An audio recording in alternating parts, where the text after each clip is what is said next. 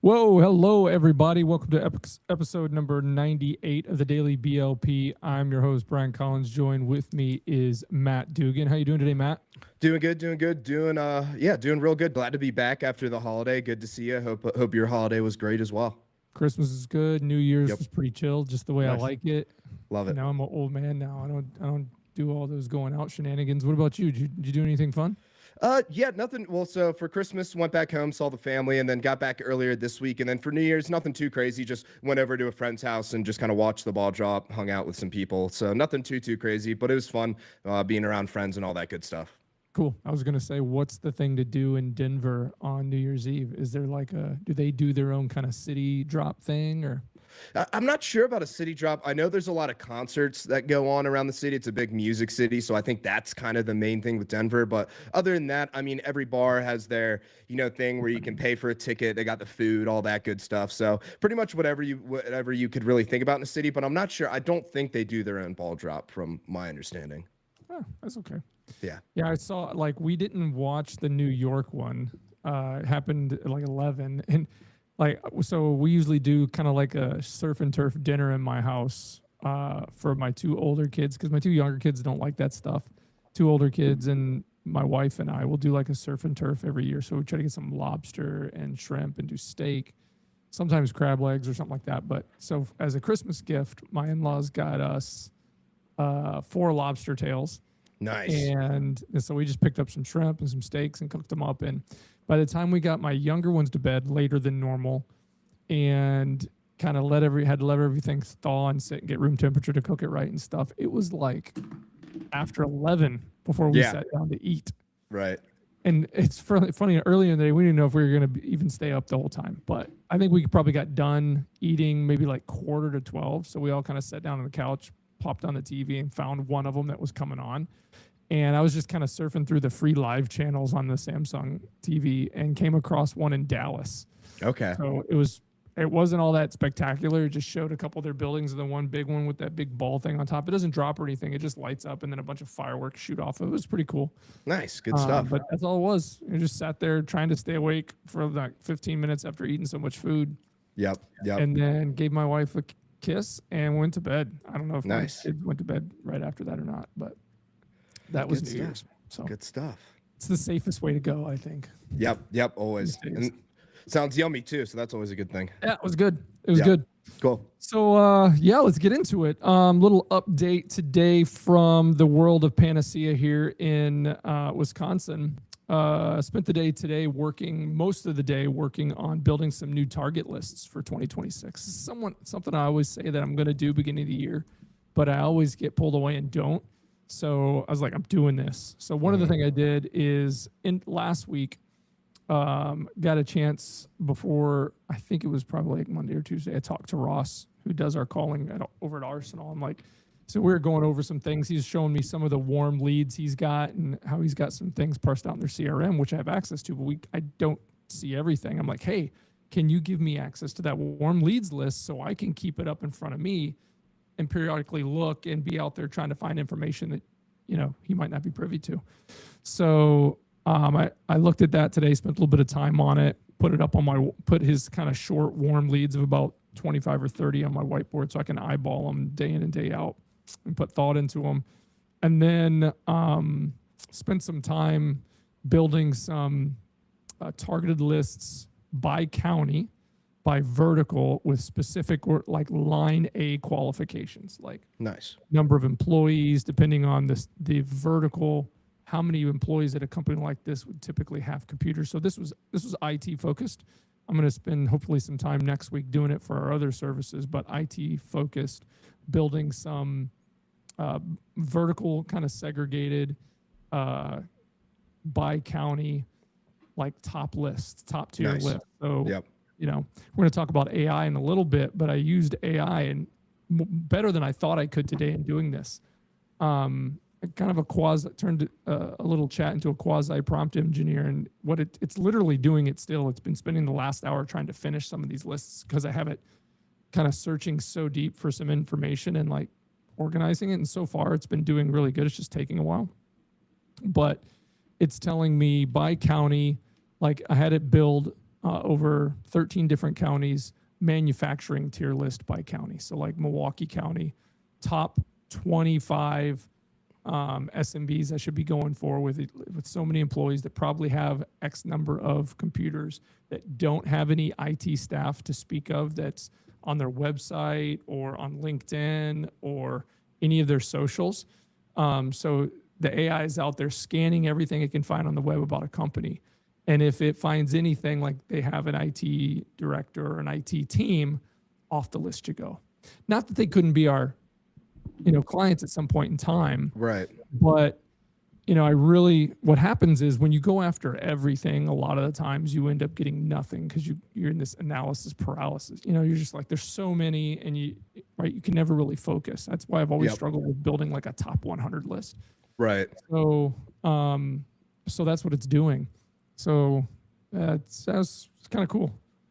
Very nice. Very nice. Love to hear it. Other than that, I spent a little bit of time. This might sound kind of boring too. But these are important things that I'm sharing only because I procrastinate on them and I need to not. And one of the things for our company that my goal of doing here first quarter is getting on our internal data numbers better.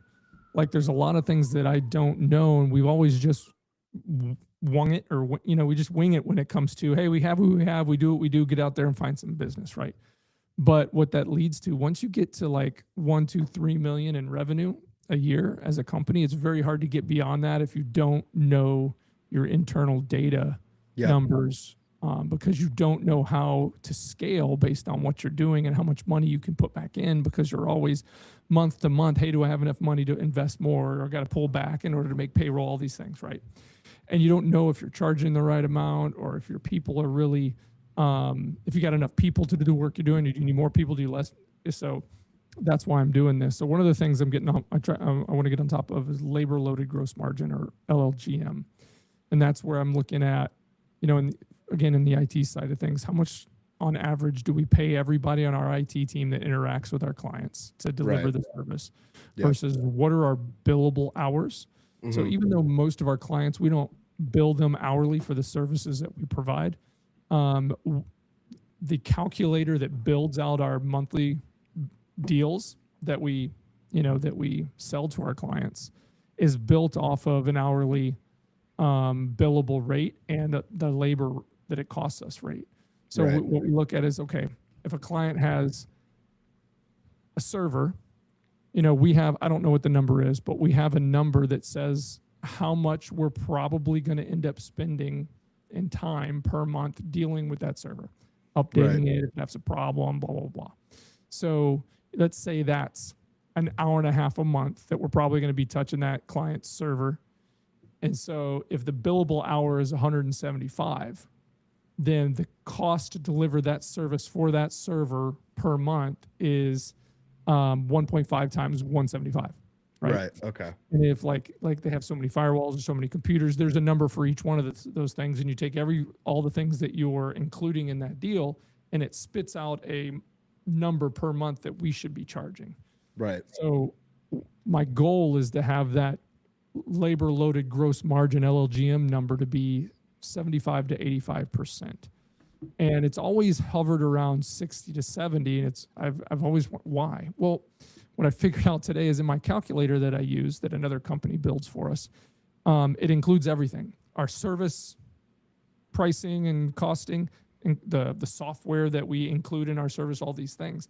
I can control the margin we have on the software that we include.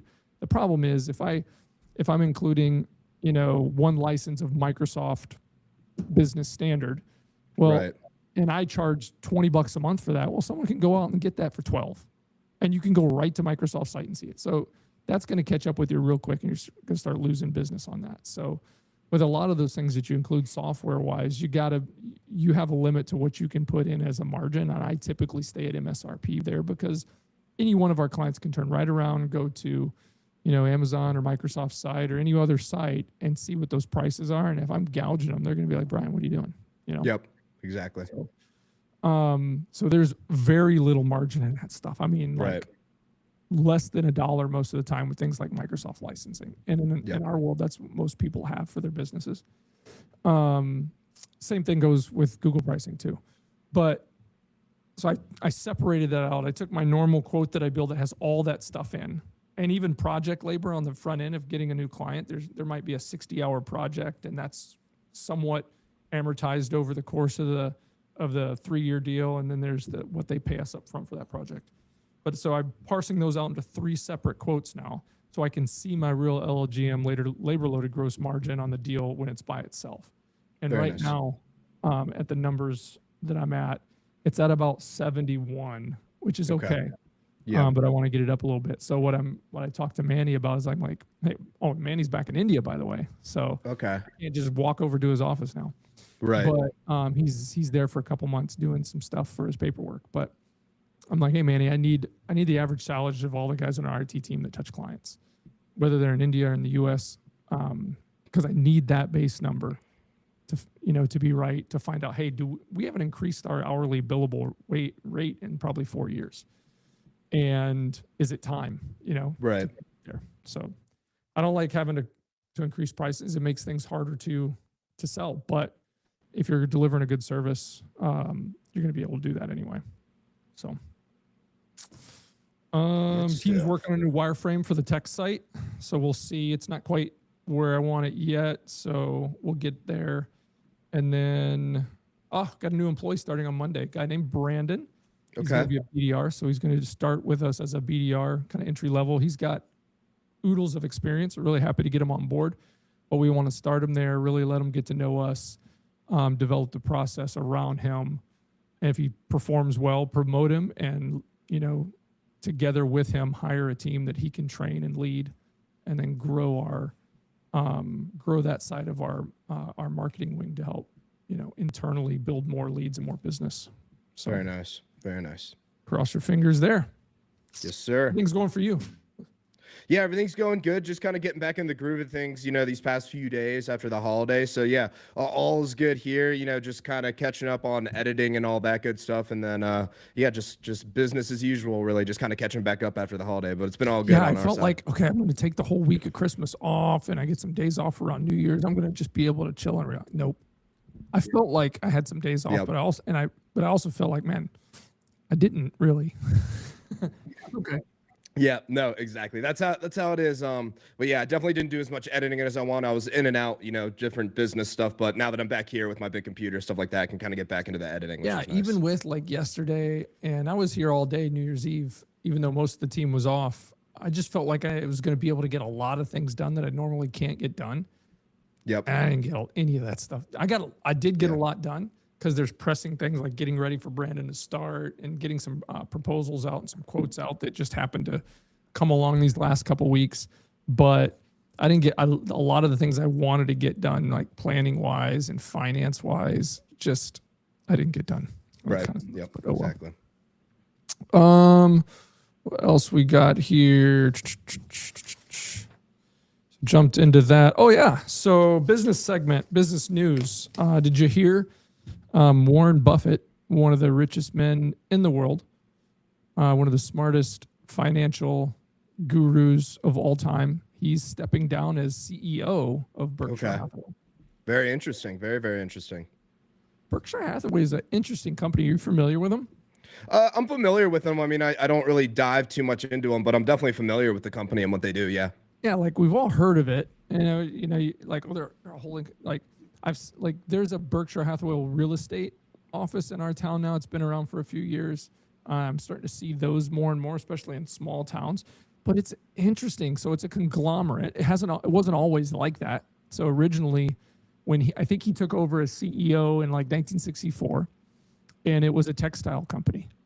Okay. Right. So nothing like what it is today. And I think in 65, he started to convert to like a holding company where they're acquiring and holding companies and things like that. And right now, I just looked it up earlier. They have a ton of companies, some of which I've never heard of, some of which we have. Yep. Geico. They hold Geico, Dairy Queen. Other ones that you've probably heard of. Let's see. Pilot, Flying J. You ever been to one of their gas stations? Yep, 100%. Yep. Oriental Trading Company. Have you ever heard of Oriental Trading Company? I have not, no. So back before the Amazon days, back before, Temu and all these other like places where you can order a bunch of stuff. So we used to get this catalog all the time. My wife loved it. Now she was an activities director in a nursing home, a couple different nursing homes over the course of her career before she retired. She used to get these catalogs, and eventually she'd bring them home. Then eventually they just started coming to our house. And she'd always like a lot of like my present Christmas presents would come from this place and stuff. So if you can just picture a little catalog and you're flinging through it, and you can get balloons and party favors and tools and blankets and sweatshirts, just a plethora of different things, right? And but it's funny, you'd be looking at things and you'd be like, oh, that's a really cool toolbox. That's great. Yeah. 475 tools in one carrying case tool set. That's for $40. Are you kidding me? That'd be $300, right? And I remember one Christmas, she got me one of the toolbox, like a tool set from there, and it came and it was like miniature. Like everything you order from there is always like never exactly what it looks like in the picture. It was always a running joke, but that's funny. Oriental Trading Company, they own there. Didn't know that. What else? A lot of different Berkshire Hathaway type of companies. See's Candies, Orange Julius. Okay. That's why at the mall you always see the Dairy Queens and Orange Julius's together, or sometimes even in their freestanding stores. A lot of these companies I've never. Mitsubishi Corporation. Interesting. Okay. Yeah. Pampered Chef. Okay. Familiar with them. Yeah, you're familiar, like you probably have friends or family that sold Pampered Chef stuff to you, right? Yep. You had friends that sold that stuff. Brooks Sports. What else? That's about all the ones that I'm really familiar with. A lot of these logos aren't showing up, but that's crazy. So the guy that's going to be taking over for Mr. Buffett, his name is Greg Abel. So when this was announced, Greg was going to be starting yesterday. I don't know if maybe he worked yesterday. I guess maybe if I took over, a company that's cash valued at about $381 billion, maybe I'd work New Year's, try to get on top of things ahead of time. But shares actually fell a percentage, 1.7%, just on the announcement.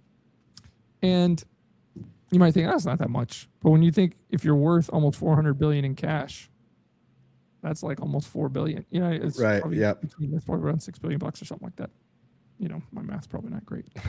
Definitely. Well, one thing here, quote from Mr. Buffett, he said, Greg will be the decider.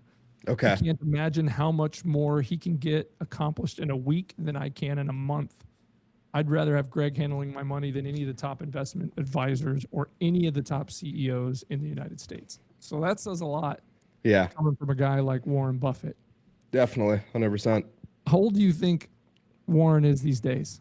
Probably in his 90s, I'd say, right? He is. Yeah. 95. Yeah. He's an old guy. Yeah.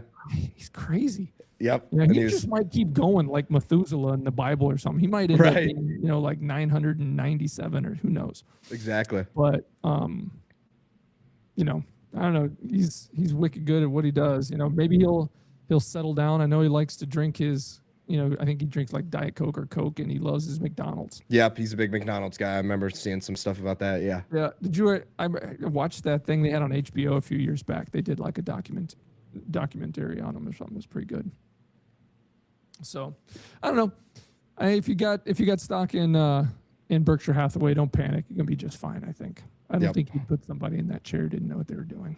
Yep, 100%. He's still gonna be the chairman of the board. He's not, going into a retirement home or anything, or buying a retirement home and living there. That's probably what he could do. All right, moving on. New story about AI and how it's infecting, I guess that's a good word to use, how it's affecting the job market and the industry in general. One big thing that I hear a lot almost every day as I'm kind of taking in news stories on the way to work and going home is how it's affecting the software industry, right? Tech.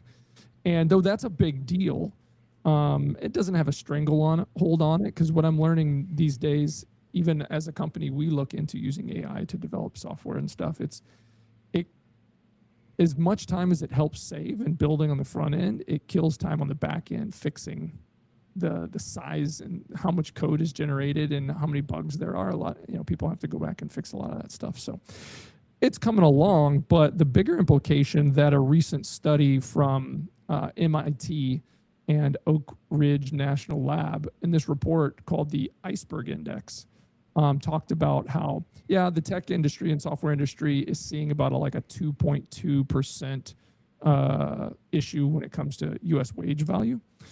But the bigger deal is total exposure across all work sectors is about 11.7%. That's about 1.2 trillion in wages.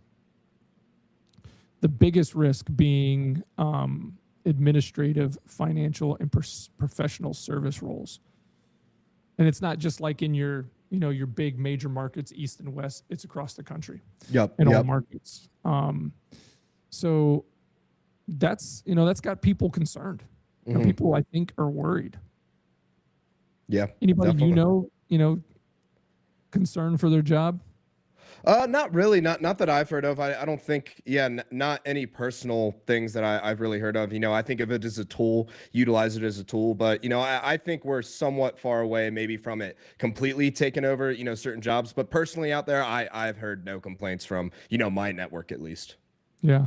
I'll give you an example of my little small company.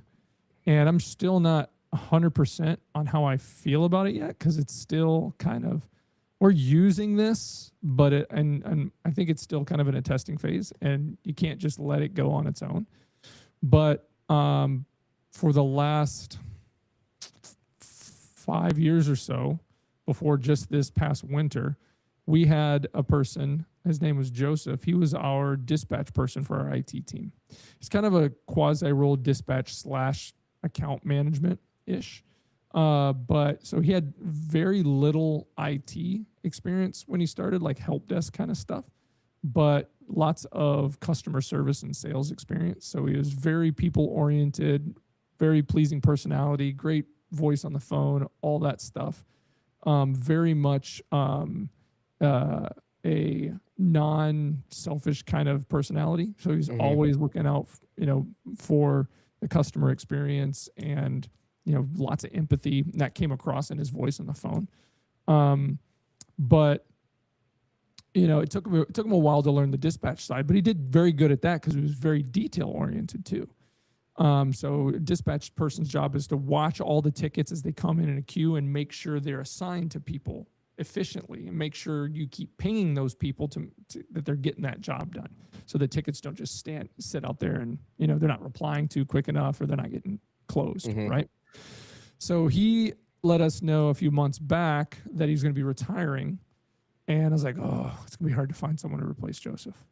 And it's funny, a couple of years back, some of my peers were like, what does Joseph do? Do we need him? Blah, blah, blah. Yeah, we need him. He's doing things outside of a normal dispatcher that you wouldn't expect a normal dispatch person to do.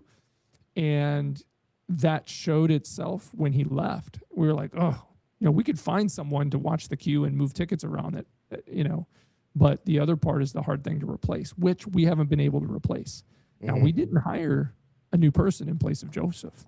What my business partner, Joe, decided to do, he's on the technical side of things. He decided to spin up a server and run an AI off that server in-house and create a dispatch agent. And that's what's been going on the last couple months. This AI that's plugged into our IT tools watches the queue.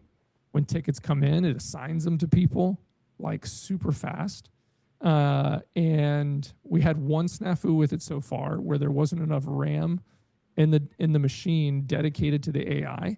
And then the AI ran out of memory to do its tasks. And all of a sudden, like that, there was a couple hundred tasks that were going unmissed. And, you know, we could have missed it. That would have been bad. The way we found out is one of our clients like, hey, this ticket's been open for a couple of days. We haven't heard back. It's really strange. You guys are usually really fast. So we figured that out. Haven't had that issue again, but who knows what could come up, you know, as this thing, I haven't given it a name, you know, this thing keeps doing what it's doing. Right now, the guys are really happy, and I think it's performing well. There's no ticket that goes unassigned quickly. But so that's one instance where, you know, I don't know what it costs us to run the server, you know, what fees we're paying for the AI model or whatever. Right. But it's probably not quite as much as what we paid to that person. Definitely. So it's out there. It's happening. Yeah. And I'm still not sure how I feel about it. That's at our company. You know what I mean? Yep. Yeah, it'll be interesting to see, and it'll only keep getting more advanced. So yeah, it'll be interesting just to keep an eye on it throughout, you know, all different industries. Right. So another thing in this study that came out of it is something called the Gen AI divide, the state of AI in business. So this is crazy. I knew it had to have been high because I've experienced some of it and are like looking into using AI and just kind of rolling, but trying it. Nope. 95% of generative AI pilot programs fail to achieve a measurable return on investment.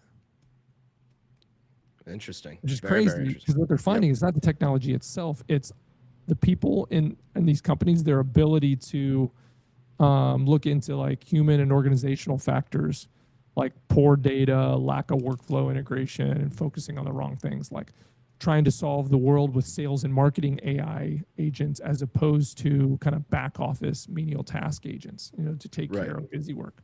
Exactly. So that's a big failure rate. Yep, that is. Yep, gotta fail to see the success. So they're figuring out all the kinks, I guess. Yeah, I thought that was pretty crazy. Other thing, which I always kind of knew it was happening too. I don't know if you ever feel this way or, you know, depending on how much you're using AI, but there's a cognitive effect they're finding to the use of AI for people. Yep, definitely. Yep. So, okay, go ahead. Tell me what you're going to say. No, I was just going to say, and then I got to run. It's going on 4:30 here. So I got to bounce out for another meeting. But I was just going to say off that topic, I think like even for me, I can even, because I'll use it to clean up emails, use it to clean up certain things. I can even tell it makes me a little complacent. And as far as my writing skills, definitely suffers from there. So no, I definitely see it from the cognitive point. Yeah. Emails, I'm going to start typing up and then I get a block and I'm like, this is so easy. I'm like, should I just have AI write? You're like, come on, no, write in this email, man. You're not an idiot. Exactly. But yeah, that's what's going on. The last thing on here is traditional economic metrics like GDP and unemployment. They're failing to capture the subtle effects of AI right now, because those metrics are used when only people are affecting them, right? Not large language learning AI models that kind of skew those data sets. Makes sense. Yeah, makes sense. All right, get out of here. You got another meeting. Yeah, gotta get out of here. But great to see you. Great to see everyone out there, and I'll see you guys next week. Happy holidays, or good to see you after the holidays. It's not happy holidays anymore, but cool. See you guys. Later. So, as it goes to that AI stuff we were just covering, a couple things I'd like to throw out there for you guys. Go ahead and consider a few of these questions. And if you've got some good feedback, answer them in the comments. Let me know. I'll be watching. Number one, about this iceberg effect thing. How has AI already reshaped your daily work?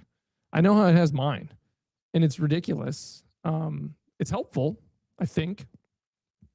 But how does it changed your daily work in ways that you didn't expect it to? Another one, when we were talking about the 95% of AI pilot projects failing to return ROI for their companies, what are the biggest barriers for you or your company that they've faced when trying to implement AI tools? For example, one of the biggest ones for me is I thought it would be super easy to implement an AI agent and replace our chatbot and our websites, or just a remedial chatbot when someone comes on, hey, can I help you? And, no one talks to it. Could I put an AI agent in there to be a little bit more useful for people to find out things about us that they want to know before deciding to, really talk to us. And it looked like in the beginning it was going to be easy for me, but it wasn't. Went down that rabbit hole, and about an hour later realized it's going to cost me buku dollars I'd have to pay for, to build an AI agent on the OpenAI platform, and then per usage, it just didn't seem like worth the effort to do that. And then last but not least, with what I talked about, concerns of AI hindering, critical thinking and cognitive ability in us, how do you balance using AI for efficiency with maintaining your own cognitive brain skill level, right? So the more you use things like this, the less and less we're using our problem-solving ability. And like I said before, when Matt was still here, I can feel it in everyday stuff, just the easy stuff, just replying in my own personal way to a relatively simple question. Oh, should I say that? Maybe I should ask AI how I should say this better to sound smarter. I don't know. I think that's relatively dangerous. You start to lose the muscle mass in your brain starts to go a little mushy when you don't use it. So anyway, that's all I've got for today. The last but not least, well, maybe least, it's my birthday on Sunday. So if you feel so inclined, feel free to say happy birthday to me in the comments. I'll reply back with a birthday cake or something like that. We'll have some fun. Nothing crazy. It's funny. Facebook thinks my birthday was yesterday. And in turn, a lot of my friends on Facebook were like, all telling me happy birthday. I don't expect everybody to remember my birthday. But I don't have the heart to tell everybody, one by one or even put a blast out. Hey, dummies, my birthday's actually the 4th. No, it's not fair to them. People get those reminders, and it's a blessing when people even remember me for a moment. So thanks to everybody who said happy birthday to me yesterday. I'm not a New Year's baby. I'm a January 4th baby. Pretty close though. So, whatever. Worst of peace. Thanks everybody for tuning in today for episode number 98 of the Daily BLP. I am Brian signing off. I will see everybody on Monday. I hope everybody has a fantastic weekend. Take care, everybody.